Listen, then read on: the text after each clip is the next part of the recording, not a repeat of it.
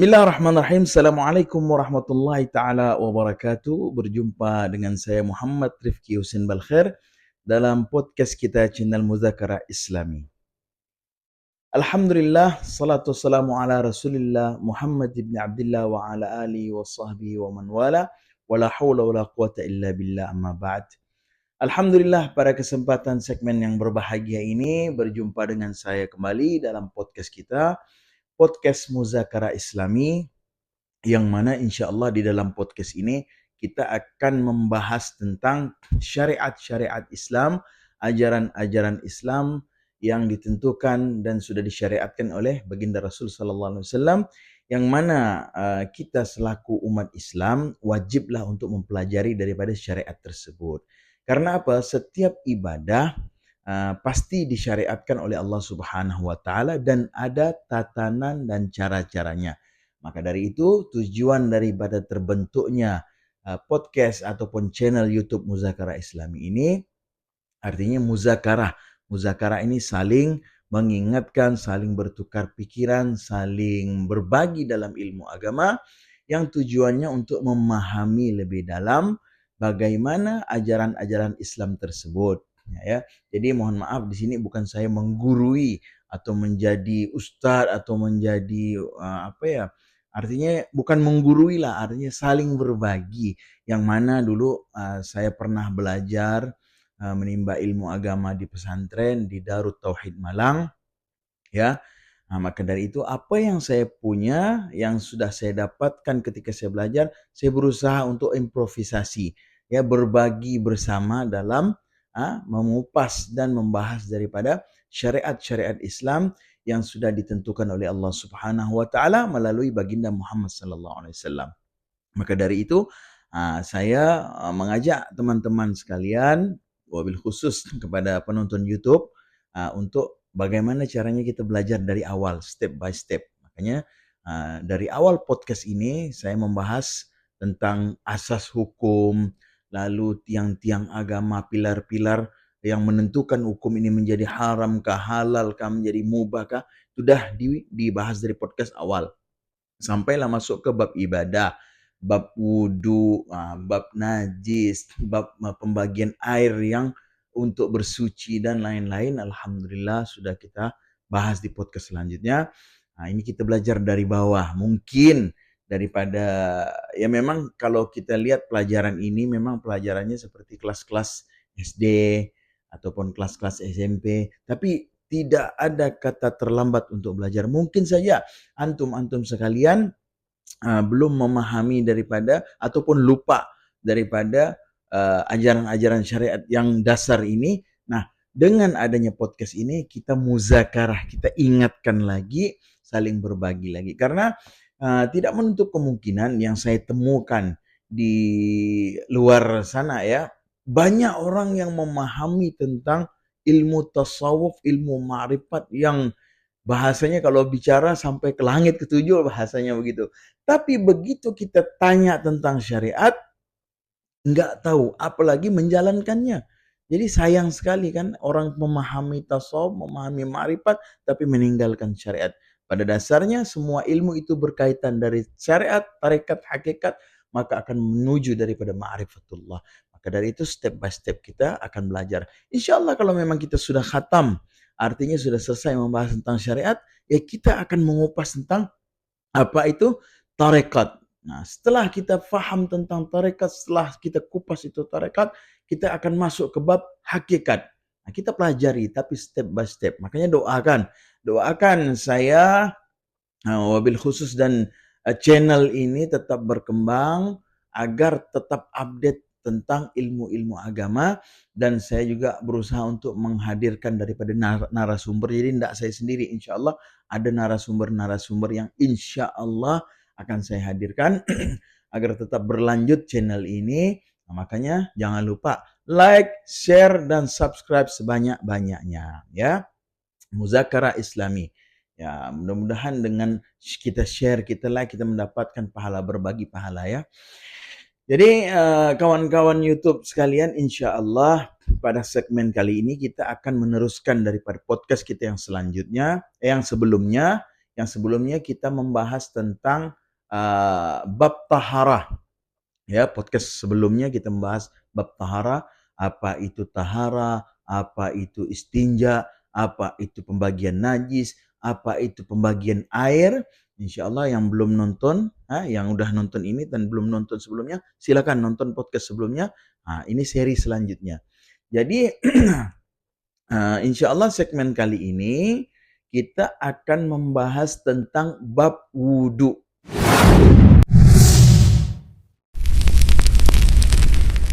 Nah, ini sudah masuk perkara hal ibadah. Apa itu wudu? Nah, ini harus kita pahami definisi wudu itu tersebut.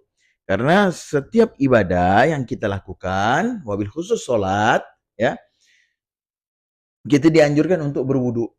Nah, ya, jadi wudu definisinya saya bacakan ya. Definisi wudu ialah menurut bahasa artinya bersih.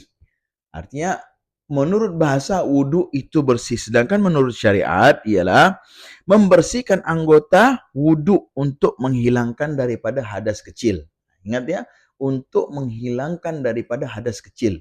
Wudu, khusus wudu. Karena nanti hadas besar bukan dengan wudu menghilangkannya. Itu akan kita bahas selanjutnya insyaAllah. Ya.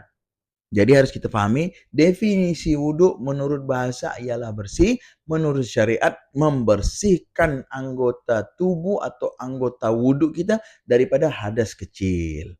Itu definisinya. Lalu di dalam wudu tersebut juga kita mengenal tentang fardu wudu dan sunnah-sunnah wudu. Nah, ini yang perlu kita pahami. Karena banyak di luar sana dia tahu tentang wudu akan tetapi dia tidak faham tentang mana yang fardu, mana yang sunnah. Nah, merujuk daripada Al-Quran, firman Allah Subhanahu wa taala berfirman di dalam Al-Quran, a'udzubillahi minasyaitonir rajim, "Idza qumtum ila shalah faghsilu wujuhakum wa aydiyakum ilal marafiq wamsahu bi ru'usikum wa arjulakum ilal ka'bain." Nah, itu fardu-fardu wudu yang disyariatkan oleh Allah Subhanahu wa taala melalui firman-Nya. Idza qumtum ila shalah, apabila kalian ingin menuju kepada salat, faghsilu wujuhakum, maka basuhlah muka kalian. Nah, di dalam fikih menerangkan bagian muka itu yang mana saja. Karena syarat daripada kita berwudu ini harus membasuh dan membasahi anggota wudu tersebut. Jadi di dalam kitab Safinatun Najah menerangkan bahwasanya anggota muka itu ya dari ubun-ubun, artinya dari mulai tumbuhnya rambut kita yang berambut ini kan, mulai tumbuhnya rambut sampai ke bawah dagu. Lalu dari daun anak telinga tadi ini kan daun telinga, ini anak daun telinga yang kecil nih sampai ke sini. Nah, dari sini ke sini, itulah yang dinamakan anggota wajah. Anggota wudu yang di wajah tersebut, itulah dia. Harus kita farsilu, kita basuh. Nah, ya. Sunnahnya 3 kali, wajibnya 1 kali. Apabila kalian membasuh 1 kali memang yakin basah semua, maka cukup 1 kali menggugurkan fardu atau yang wajib tadi kita basuh. Akan tetapi disunahkan 3 kali. Agar apa? Supaya mungkin yang pertama tidak terkena semua, lalu kita basuh lagi supaya kena lagi. Yang ketiga kita sempurnakan lagi. Itu sunnah 3 kali ya, bukan artinya wajibnya membasuh 3 kali. Sunnah itu 3 kali, wajibnya cuma sekali. Faghsilu wujuhakum wa aydiyakum. Dan fardu wudu nih, fardu anggota wudu nih ID, yadun. Artinya yadun itu bahasa Arab. Wa aydiyakum ilal marafiq. Kita membasuh tangan kita sampai ke siku-siku. Nah, ini harus basah semua. Sama juga tadi. 1 kali itu wajibnya, 3 kali itu sunnahnya. Faghsilu wujuhakum wa aydiyakum ilal marafiq wamsahu biru'usikum. Nah, di sini ada perbedaan bahasa. Faghsilu dengan wamsahu. Ya. Kalau wamsahu itu cukup mengusapkan air, bukan membasuh. Dalam mazhab Imam Syafi'i cukup untuk membasuh, mengusap saja. Artinya ambil airnya, kita usap ubun-ubun kita. Biru'usikum. Ini ubun-ubun, tempat tumbuhnya rambut, awal tumbuhnya rambut ni namanya ubun-ubun. Wa arjulakum ilal ka'bain, dan wamsahu juga artinya diusap juga kaki kita sampai ke mata kaki. Itu fardu wudu yang wajib untuk kita basuh dan kita usap. Jadi ada 4 anggota, ya. Yang pertama muka, yang kedua tangan sampai siku-siku, yang ketiga ubun-ubun, yang keempat kaki. Nah, selebihnya itu namanya sunnatul wudu yang disunnahkan dalam anggota-anggota wudu, ya. Nah, itu. Jadi adapun fardu wudu tadi kan anggota yang wajib, anggota wudu yang fardu. Nah, sedangkan fardu wudu keseluruhan tersebut ada 6 perkara. Nah, jadi anggota wajib, anggota fardunya wudu ada 4, sedangkan fardu wudu secara umum, secara keseluruhan ada 6 perkara. Nah, perlu kita catat. Yang pertama, saya bacakan, ialah niat. Nah, ya. Jadi niat itu termasuk fardu wudu. Jadi kalau kita wudu tak berniat, tidak sah wudu kita. Karena kullu amalin innamal a'malu binniyat wa innamal likulli imri'in ma nawa. Ya, setiap sesuatu pun pasti timbulnya dari niat. Maka dari itu, ketika seseorang berwudu, maka niatlah yang pertama supaya menjalankan fardu wudu yang pertama. Jadi fardu wudu yang pertama ialah niat. Bagaimana niat wudu? Ya, nawaitul wudu'a liraf'il hadathi asghari lillahi ta'ala. Ya. Yang artinya sengaja aku berniat berwudu untuk menghilangkan hadas kecil karena Allah Ta'ala. Itu fardu wudu yang pertama. Yang kedua, membasuh seluruh muka. Nah, ini tadi kan yang saya jelaskan 4 anggotanya. Membasuh seluruh muka mulai dari tumbuhnya rambut, kepala hingga bawah dagu. Itu anggota wudu yang fardu. Dari telinga kanan ke telinga kiri. Itu anggota wudu yang fardu. Lalu yang ketiga, membasuh kedua tangan sampai ke siku-siku. Nah, tadi sudah dijelaskan anggotanya. Lalu keempat, mengusap sebagian rambut kepala. Mengusap, bukan membasuh. Famsahu. Lalu kelima, membasuh kedua belah kaki sampai mata kaki. Nah, yang keenam, tertib. Nah, itu termasuk fardu wudu. Tertib. Tertib artinya berurutan. Makanya kita harus paham yang namanya wajib, yang fardu, terus yang namanya yang sunnah. Nah, itu harus paham. Supaya apa? Supaya kita bisa tertib. Kalau kita tidak memahami mana yang fardu, mana yang sunnah, mana yang wajib dalam wudhu, mana yang sunnah dalam wudhu, akhirnya berantakan wudhu kita, tidak sah. Karena tertib termasuk salah satu rukun daripada wudhu tersebut. Ya, tertib ya. Yang keenam, yang terakhir ialah tertib. Tertib artinya tertib kita melakukannya. Jangan tangan dulu, baru kaki, baru muka, baru ubun-ubun. Nah, itu salah itu. Ya, wajah dulu, nanti kumur-kumur, basuh telinga, itu termasuk ke bab sunnahnya wudu. InsyaAllah akan kita bacakan. Nah, tadi kita sudah membahas tentang fardunya wudu. Lalu yang ketiga ialah syarat-syarat wudu.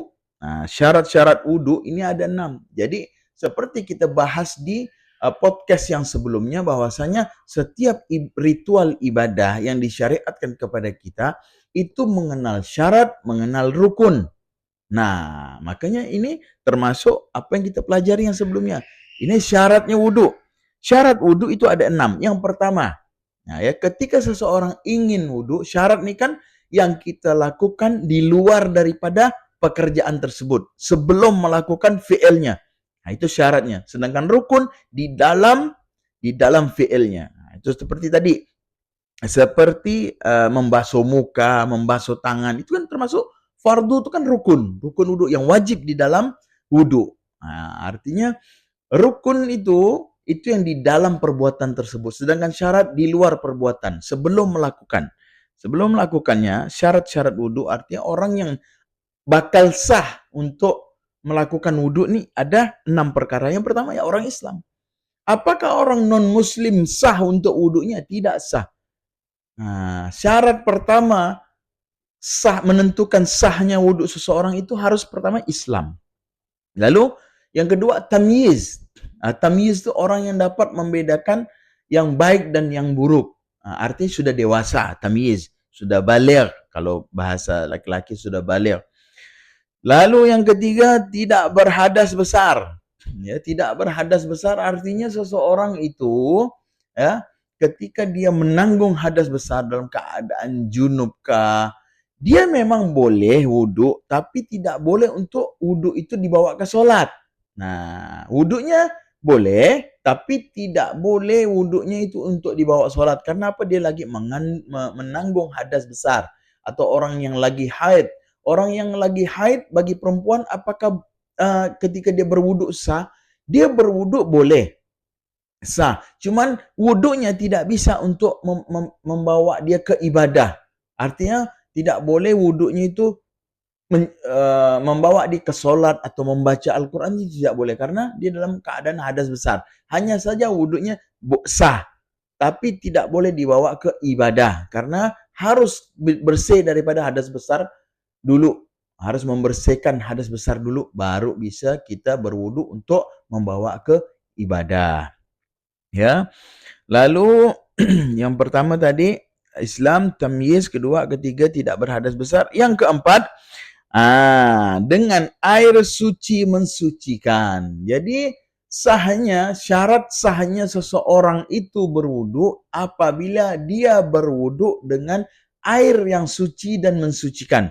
Yang sebagaimana kita bahas podcast sebelum podcast ini, sebelumnya kita membahas tentang air. Ada air suci mensucikan, ada air yang suci tidak mensucikan, ada air yang mutanajis, ada air musta'mal, terus ada air yang makruh, suci dia mensucikan tapi makruh untuk digunakan wudhu. Nah, yang belum nonton, silakan nonton podcast selanjutnya, itu jelas. Sudah jelaskan pembagian air. Nah, jadi salah satu syarat untuk sahnya seorang berwudhu itu harus menggunakan air yang suci dan mensucikan. Baru sahlah wudhunya dia. Lalu yang kelima, tidak ada sesuatu yang menghalangi air sampai ke anggota wudhu. Misalnya getah atau cat dan sebagainya. Dan tato, ya, tato. Tapi ada ilah untuk yang tato, ntar saya bahaskan ya. Yang pertama tadi sesuatu yang menghalangi air ke anggota wudhu, artinya tidak boleh ada satu yang menutup pori-pori kulit kita di anggota wudhu tadi ini yang menghalangi air untuk meresap ke kulit kita. Jadi kalau ada cat, kita ngecat terus kena cat ke kulit ke kulit tangan kita, karena kulit tangan ini kan anggota yang fardu, yang wajib. Bagaimana caranya? Kita harus bersihkan dulu. Bersihkan sampai catnya hilang, atau ada lem, ada getah, kita harus bersihkan dulu sampai getahnya hilang. Udah getahnya hilang, baru kita berwudu. Karena kalau seandainya tidak kita bersihkan, maka getah atau lem tersebut menghalangi daripada anggota tubuh kita, anggota wudu kita, maka tidak sahlah kita untuk berwudu, ya. Lalu bagaimana dengan tato? Ini banyak ikhtilaf ulama tentang tato. Apabila seseorang itu dia dulunya zaman jahiliyahnya dia bertato, dia tidak pernah mengenal agama, lalu dia bertobat, ya, sebagaimana fatwa, ya, seperti fatwa-fatwa ulama modern sekarang seperti Ustaz Abdul Somad. Saya pernah melihat videonya di YouTube mengatakan bahwasanya kalau memang udah terlanjur dan dia bertobat kepada Allah, benar-benar tobat, artinya bukan tobat sambal, memang betul-betul tobat dan sudah terlanjur, bagaimana dengan tato yang ada di anggota tubuh tersebut? Kan terhalang untuk mandi wajib, terhalang untuk wudu, itu bagaimana menyikapinya? Jadi kalaulah seandainya menghilangkan tato itu menimbulkan mudarat bagi dirinya, ya, artinya sampai luka, sampai menjadi cacat, itu biarkan saja tatonya. Yang penting tobat kepada Allah, insyaallah Allah akan terima, ya kan? Allah akan terima tobat hamba tersebut. Jadi tidak perlu dihilangkan. Tapi Berusahalah untuk menghilangkan, seandainya menghilangkannya tidak memudaratkan kulit kita, ya memang harus dihilangkan. Agar mendapatkan kesempurnaan daripada ibadah tersebut. Akan tetapi kalau seandainya menghilangkan tato menimbulkan mudarat bagi seseorang tersebut, ya tidak perlu dihilangkan. Yang penting bertaubat dan tidak usah menambah lagi tato tersebut. Itu ikhtilafnya masalah bab tato. Ya. Lalu yang keenam, mengetahui mana yang wajib dan mana yang sunnah. Nah, termasuk syarat daripada wudhu tadi, kita harus memahami mana yang anggota wajib wudhu, mana yang anggota sunnah wudhu. Jadi yang wajib tadi 4 perkara yang sudah saya sampaikan. Nah, sekarang kita mengenal tentang sunnah-sunnahnya wudhu. Jadi yang wajibnya ada 4. Anggota wudhu yang wajibnya ada 4 sesuai dengan firman Allah Subhanahu wa taala, "Idza qumtum ilas shalah faghsilu wujuhakum wa aydiyakum ilal marafiq wamsahu bi ru'usikum wa arjulakum ilal ka'bain." Membasuh wajah, membasuh tangan sampai ke siku, mengusap ubun-ubun dan mengusap kaki sampai ke mata kaki. Itu yang wajib, yang fardu. Artinya apabila 4 tadi ini kita tidak lakukan satu saja, tidak sah tidak sah wudhu kita. Adapun sunnah-sunnah wudhu, ini ada 10. Sunnah daripada wudhu banyak, ada 10. Ya, macam kumur-kumur, basuh telinga, terus membersihkan lubang hidung, membersihkan tengkuk, sela-sela jari. Ini saya bacakan biar faham. Yang pertama, sunnah-sunnah wudhu, membaca bismillah. Membaca basmalah itu sunnah. Sebelum kita wudhu, kita baca bismillahirrahmanirrahim. Baru kita niat, ataupun kita niat dulu baru bismillah. Lalu yang kedua, membasuh kedua telapak tangan sampai ke pergelangan. Membasuh telapak tangan ini sunnah daripada wudhu. Yang ketiga, berkumur-kumur, sunnah daripada wudhu. Yang keempat, membasuh lubang hidung sebelum berniat. Yang membasuh lubang hidung sebelum kita berniat tu sunnah. Lalu yang kelima, menyapu seluruh kepala dengan air. Ya, jadi kalau yang wajib tadi kan cukup kita ubun-ubun. Tapi kalau kita mau sunnah, kita ambil air, kita basuh semua kepala kita. Itu termasuk perkara sunnahnya wudhu. Lalu yang keenam, mendahulukan anggota kanan daripada kiri. Ingat, kita berwudhu kanan dulu baru kiri, itu perkara sunnah. Terus kalau seandainya kita kiri dulu baru kanan, sah enggak wudhu kita? Sah. Karena yang mendahulukan kanan baru kiri itu perkara sunnah. Akan tetapi baiknya kita ikut sunnah. Kanan dulu baru kiri. Mendahulukan anggota kanan dulu baru kiri itu termasuk perkara sunnatul wudhu. Ya. Lalu yang ketujuh, menyapu kedua telinga luar dan dalam. Tadi basuh telinga tadi. Itu perbuatan sunnah wudhu. Lalu yang ke-8, meniga-kalikan membasuh. Membasuh sebanyak 3 kali itu perkara sunnah juga. Wajibnya 1 kali asal basah semua. Kalau seandainya sekali kurang basah, belum jatuh wajibnya. Kita tambah lagi sekali. Untuk mendapatkan kesempurnaan, kita tambah lagi menjadi 3 kali. Selain mendapat kesempurnaan, kita juga mendapatkan pahala sunnah. Karena membasuh 3 kali dalam wudhu itu perkara sunnah. Lalu yang ke-9, menyela jari-jari tangan dan kaki. Ini maksudnya begini nih. Dengan air ini kita sela jari kita nih, jari tangan, jari kaki, membersihkannya. Itu perkara sunnah wudhu.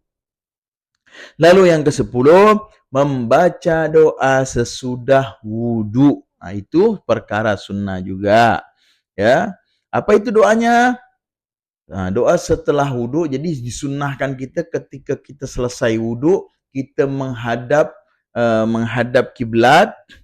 Kita menghadap kiblat, lalu kita berdoa kepada Allah Subhanahu wa taala, yang mana doanya bunyi, asyhadu an la ilaha illallah wahdahu la syarikalah wa asyhadu anna Muhammadan abduhu wa rasuluh. Allahumma ij'alni minat tawwabin waj'alni minal mutatahhirin waj'alni min ibadikas salihin. Nah, itu bagus ya doanya. Artinya, aku bersaksi tiada Tuhan melainkan Allah Subhanahu wa taala dan tidak ada yang menyekutukan baginya. Dan aku bersaksi bahwa Nabi Muhammad SAW ialah utusannya. Isi daripada arti doa wudhu tadi, Allahumma ja'alni minat tawabin, ya Allah jadikanlah aku orang-orang yang ahli taubat, waj'alni minal mutatahhirin, dan jadikanlah aku orang yang orang-orang ahli bersuci, dan jadikanlah aku dari golongan orang-orang yang saleh. Itu kan bagus. Jadi setiap kita habis sholat disunnahkan untuk menghadap kiblat lalu menengadahkan tangan dan berdoa tadi ya. Asyhadu an la ilaha illallah wahdahu la syarikalah wa asyhadu anna Muhammadar Rasulullah. Allahumma ja'alni minat tawwabin wa ja'alni minal mutatahhirin wa ja'alni min ibadikas salihin. Nah, itu ialah 10 perkara-perkara yang disunnahkan di dalam wudhu. Jadi tadi sudah kita pahami rukunnya, lalu syaratnya, lalu tata caranya, lalu sunnah-sunnahnya, terus fardu-fardu yang wajib bagian anggota yang mana, sudah kita bahas semua. Mudah-mudahan dapat dipahami. Lalu yang kelima, bab yang kelima, yaitu perkara yang membatalkan wudhu. Nah, kan? Jadi tadi kita sudah belajar tata cara wudhu. Nah, lalu kita harus tahu juga perkara apa yang membatalkan wudhu tersebut. Nah, ya, sehingga sempurna pemahaman kita tentang wudhu tersebut. Jadi yang membatalkan wudhu nih ada 4 perkara. Ya, catat ya. Ada 4 perkara yang membatalkan wudhu. Yang pertama, keluar sesuatu dari kubul dan dubur, ya, yang seperti kita bahas 2 unsur tadi ini, 2 unsur keluarnya dari kubul dan dubur, artinya kemaluan depan dan belakang. Misalnya buang air kecil maupun buang air besar atau keluar angin. Nah, ya pokoknya kalau dalam kajian fikih ya bukan hanya saja keluar air kencing ke atau kotoran ke dari kubul dan dubur atau keluar angin ke yang dapat membatalkan wudhu, bahkan apapun itu seandainya kita dalam keadaan wudhu nih, lalu keluar sesuatu dari 2 unsur tadi ini, dua lubang kemaluan kita, kubul dan dubur, lubang kemaluan depan dan belakang, seumpama keluarnya berlian pun kita wudhu, tiba-tiba ini kan fikih nih, kadang-kadang yang belum terjadi pun akan dibahas supaya ketika terjadi tidak ribut lagi, sudah ada pembahasannya, sudah ada ijma' ulamanya, ya. Seumpama pun kalau air kencing ataupun kotoran itu memang tempat keluarnya daripada 2 lubang tadi, ataupun angin angin itu kentut maksudnya ya. Kalau keluar dari 2 lubang tadi, kentut, kalau kita kentut wudhu nih, kita kentut lalu batal wudhu kita. Seumpama yang keluar bukan kentut, bukan air kencing, bukan kotoran, yang keluar berlian atau emas atau uang, apakah wudhu kita batal? Batal wudhu kita, apapun. Entah keluar ada ular sawak ke, atau keluar gajah dari kubul dan dubur kita, atau keluar telur ke, atau apapun itu. Nah, ini kan memang mustahil tapi dibahas dalam fikih. Maka dapat membatalkan wudhu. Jadi apapun yang keluar dari 2 sumber kubul dan dubur ini, maka apabila seseorang itu dalam keadaan wudhu, batallah wudhunya kalau keluar apapun. Nah, ya, apapun. Wabil khusus ya kotoran, kencing, dan kentut. Maka itu dapat membatalkan wudhu. Yang pertama tadi. Lalu yang kedua, hilang akal sebab gila, atau pingsan, atau mabuk, atau tidur nyenyak. Nah, ya, yang dapat membatalkan wudhu. Jadi ketika seseorang itu lagi dalam keadaan wudhu, tiba-tiba hilang akalnya, tiba-tiba dia gila. Wallahu a'lam bishawab, apakah ada atau tidak di dunia ini orang yang sehat-sehat tiba-tiba langsung gila? Wallahu a'lam. Tapi ini dibahas dalam fikih. Jadi kalau seandainya orang sebelumnya sehat, normal, terus tiba-tiba dia dalam keadaan wudhu, terus tiba-tiba hilang akalnya langsung jadi gila. maka batal wudunya. Ya, dapat membatalkan wudunya, tiba-tiba gila. Ataupun ketika dia dalam sehat-sehat ada, dalam keadaan wudu, mungkin dia mau sholat, terus dia drop, dia pingsan, maka ketika dia bangun dari pingsan, dia tidak boleh langsung sholat. Dia harus berwudu lagi. Karena apa? Wudunya tadi sebelum dia pingsan itu batal. Karena apa? Karena dia pingsan. Nah, lalu mabuk. Ya, orang yang dalam keadaan wudu tiba-tiba dia mabuk, batal wudunya, itu udah jelas. Batal wudunya, tidak mungkin lah. Sedangkan perintah di dalam Al-Quran, la taqrabus shalah wa antum sukara. Kata Allah Subhanahu wa taala berfirman, la taqrabus shalah. Jangan kau dekati salat wa antum sukara. Dan kau dalam keadaan mabuk. Bahkan dalam keadaan dalam keadaan mabuk tidak boleh mendekati sholat, apalagi wudu, batal wudunya kalau orang yang mabuk. Terus yang terakhir tadi, nah ini bab yang kedua, yang terakhir, yaitu tidur nyenyak. Nah ini karena saya anak pesantren, jadi faham betul tentang bab ini, karena saya mengalaminya. Ketika saya mondok, ketika saya belajar di pesantren, memang ya kalau udah pelajaran subuh tuh berkelahi dengan mata. Jadi kita memang ada wudu. Lalu sebelum sholat itu kan panjang zikirnya kalau di pondok-pondok pesantren itu kan ratibnya apa. Kadang-kadang itu ngantuk. Nah, kalau seandainya kita tidur tuh betul-betul lelap atau lenyap sama sekali, maka batal wudhu kita. Kita harus wudhu lagi kalau kita mau sholat. Akan tetapi kalau kita tidur-tidur ayam, kata orang tuh tidur-tidur ayam, artinya kita tidak tidur nyenyak, kita masih bisa dapat mendengar, tapi kita tidur antara tidur dan tidak. Nah, itu tidak batal wudhunya. Karena kita masih belum tidur secara sempurna, secara nyenyak. Yang dapat membatalkan wudhu itu kalau kita tidur nyenyak. Sampai hilang daripada akal tadi itu, maka batal wudhunya. Kalau cuma tidur-tidur, ya seperti anak-anak pondok ya begini gitu, tidur ayam kata orang tuh, itu tetap masih tidak batal wudhunya.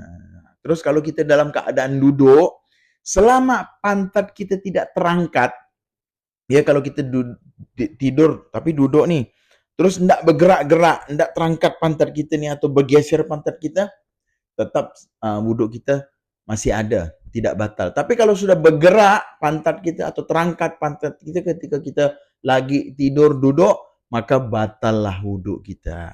Itu ya.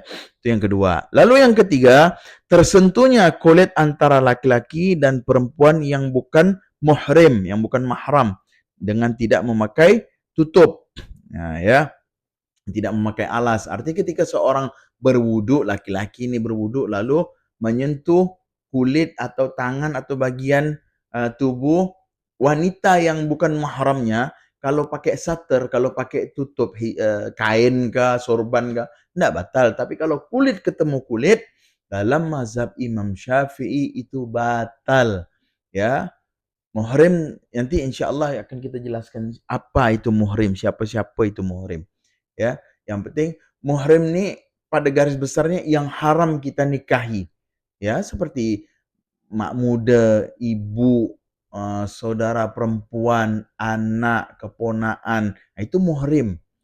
Nah, itu kalau kita bersentuhan kepada muhrim, tidak batal. Yang di luar muhrim, maka batal. Jadi yang bukan muhrim kita, apabila bersentuhan kulit kita dengan kulit dia, yang bukan muhrim, maka wudhu kita batal. Yang muhrim tidak batal. Ya, itu yang keempat, yang terakhir.